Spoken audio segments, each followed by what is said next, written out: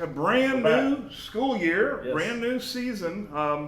Everybody's really excited about this time of year because we're going to have pro football, college football, high school football, middle school football, It's season, all football. little league football, Oh, yeah. maybe even infant football now. I don't know. I've had a couple infants and they tend to wrestle and tackle each other. I got a couple that would like that as well. So here's the question on my brain. You know, I'm looking around school. I see a couple silver balls and a gold ball. I look at the stadium and I see 2 silver balls and 2 gold balls on the stadium, so we know where our championships are. You're coaching. How do you start from the height? The peak of the season. How do you go on from there?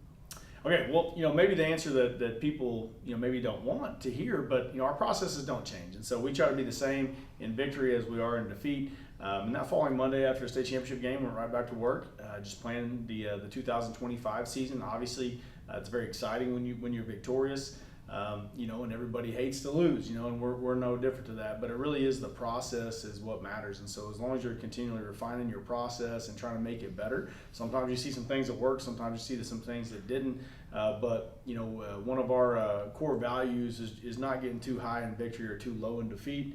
I think you always have to know who you are as a man, and I think our kids know who they are as young men and what the men that they're becoming, and they know that they're champions regardless of outcome. But to your point, it is nice when the scoreboard reflects that as well. Oh yeah, I'm sure it is.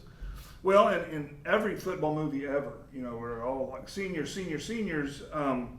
What are we going to do now? All the seniors left. Right. But of course, the seniors leave every year. Every year, yeah. So tell me a little bit about. Sure, we had some great seniors, but we Absolutely also have did. some great juniors, sophomores, and freshmen. Tell me Right. about some of those new seniors, those people stepping up, and those Right. people getting into leadership positions. Yeah, absolutely, and that's what's kind of interesting about being a high school coach is because obviously you have a different team every year. Right. You don't get to franchise tag any kids. You would love to. You would love to have some kids that you mentioned stay forever because those guys are have done a lot for the program and mean a lot to me personally and the coaching staff and we mean a lot to them. But really football is just it's a mode of transportation to get a kid from point A to point B.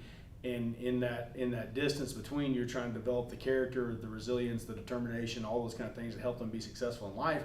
And when kids get that, you're like, hey, go on out into the world. Right. But with that said, it's like now your attention has to turn on to the next group of kids as well. And so we have a great group of seniors again. We're very fortunate to have that. We've been fortunate for just year in and year out to have just a wonderful, selfless group of seniors. And this year's no different. And so, our offense this year will be led by a lot of new faces. Okay. Replacing a lot of kind of a senior-heavy team from a year ago. But you're going to recognize some of the mainstays of that as well. And we're going to go as our senior quarterback, Landon Gatson, goes.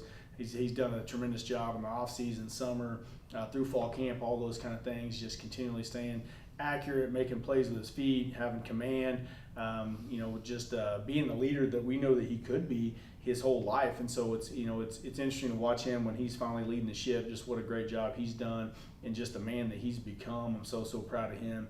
And then also alongside him for a while now has been Mayor Morgan. Oh yeah. When you have those two in the backfield, you feel really good. Mayor's added about 15 pounds of muscle, shaved down his 40 time even more. He's absolutely dynamic, electric, tough, super high character, one of the best leaders we've ever had in the history of this program. And, really excited to watch him just continue to be dynamic as he has been his whole career. On the outside, and in the middle, another guy that you've seen for a long time that has about, every offer in the, in the entire universe, Titus Hawk. And Titus, going from his sophomore year to now his junior year, how I describe it is it looks like dad in the backyard playing with his kids. Yeah. It's a different animal, and watch his, again, 30 pounds of muscle, his speed increase, just his knowledge of the game, another year having familiarity with the position, all those kind of things. And so just done a tremendous job of just, being a great leader, understanding his role and doing whatever it takes to be successful. Now get the kind of new faces on the outside that you'll see. A guy that's played primary defense will move over to the offensive side. An outside receiver would be Jacob Schomer. Okay. Jacob's a physical kid, 210 pounds, can get it done. Blocking on the perimeter, very, very explosive as well.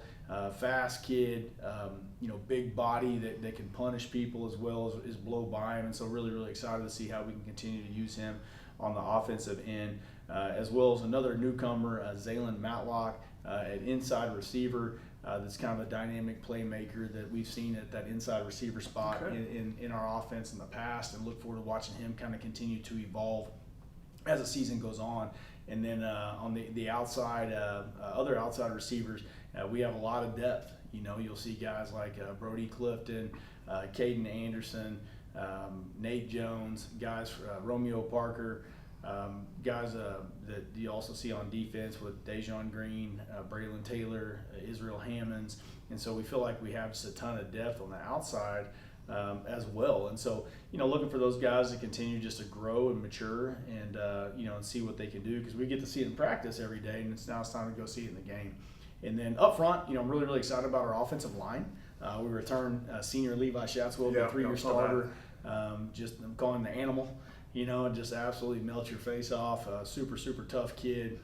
Does anything it takes to be successful. Very unselfish, great leader, all those, and just old school throwback, tough guy.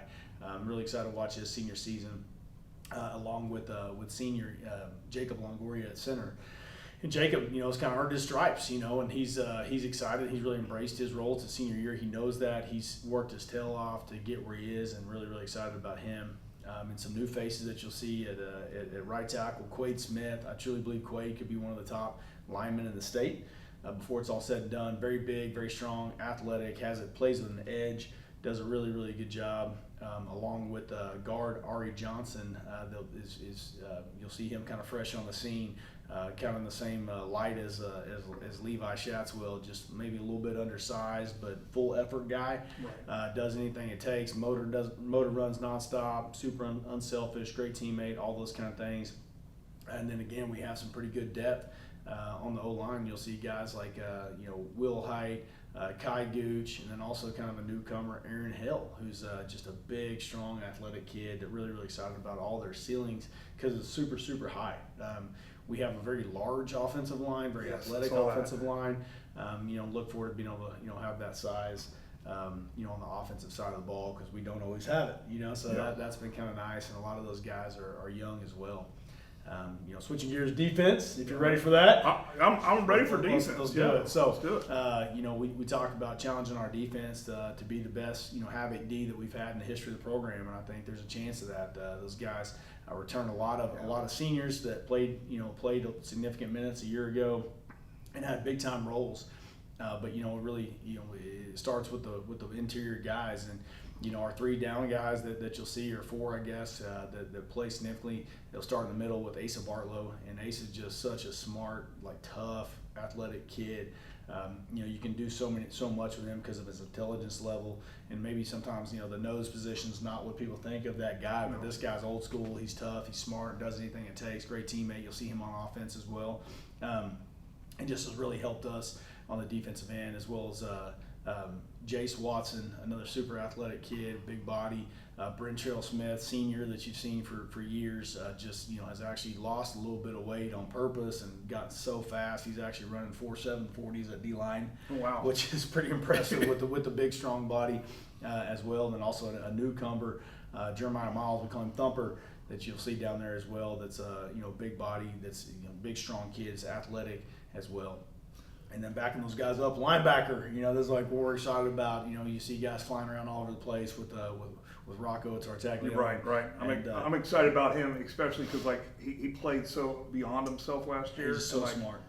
I don't know where his limit is. I don't know where his ceiling is. Well, I mean, he's it's like having another coach on the field, you know, and you watch the level of effort that he plays with each and every day of practice. You know, it's truly special. You know, it literally gives me goosebumps, like, thinking back, 'cause he's just so fun to coach. You know, and I say that about so many of our kids, but just tries so hard. He's so invested, so smart, does everything. He's a coach's dream. You know, and along beside him is Tariq Knighton, and we call him TK. And TK is another guy, call him the missile. You know, I mean, he just absolute playmaker. We've played him at safety, inside backer, outside backer. You have so much flexibility with both those guys because not only are they athletic, but they're so smart, you know, and so they're the quarterbacks of the defense and get everybody lined up and do so many things, and just such a special group of kids, you know. And then on the outside, you know, we'll see a guy that will kind of move around a lot that you know, sometimes gets lost a little bit is Israel Hammonds. Yeah. You know, and Israel is going to be an absolute nightmare for teams this year. You'll see him on offense, you'll see him in defense, you'll see him inside, outside, safety.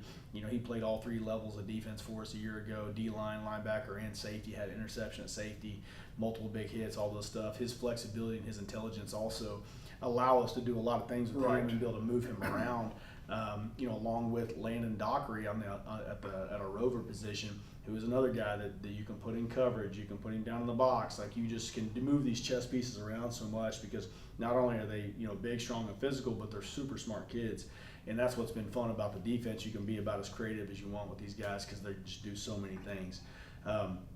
You know, and I haven't even got to our secondary, right? Which you know, our secondary is just full of talent with you know, Dejon Green, Braylon Taylor, Grayson Ridge, and Khalid Grant.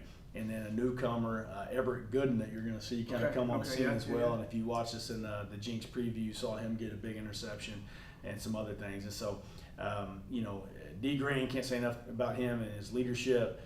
Just, you know, been in the program forever since he's a little kid, and you know, super proud of him. You'll see him at our outside backer position. You'll see him at safety. You'll see him at corner. You'll see him on offense.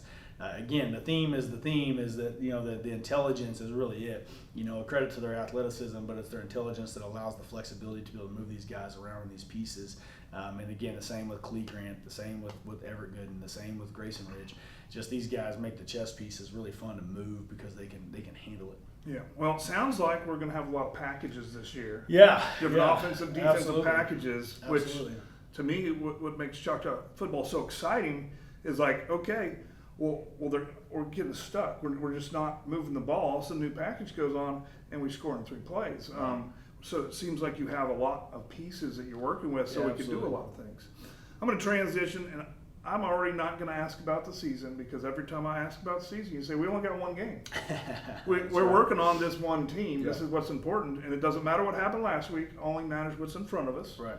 And so I'm going to say to the audience at home, I'm going to Lubbock, I'm going to Kansas, and I'm going to Bigsby. Nice. We're going to bring you all the action for you guys, because it's a long drive. But I'm not going to focus on those teams, because I know you're focusing on one team. That's that team in Lubbock, that Monterey. Right. Yeah, absolutely. You know, Lubbock, you know, they went 2 rounds deep a year ago, won their district in Texas. And if you guys know the lore of Texas high school football, those guys are extremely talented, extremely well coached.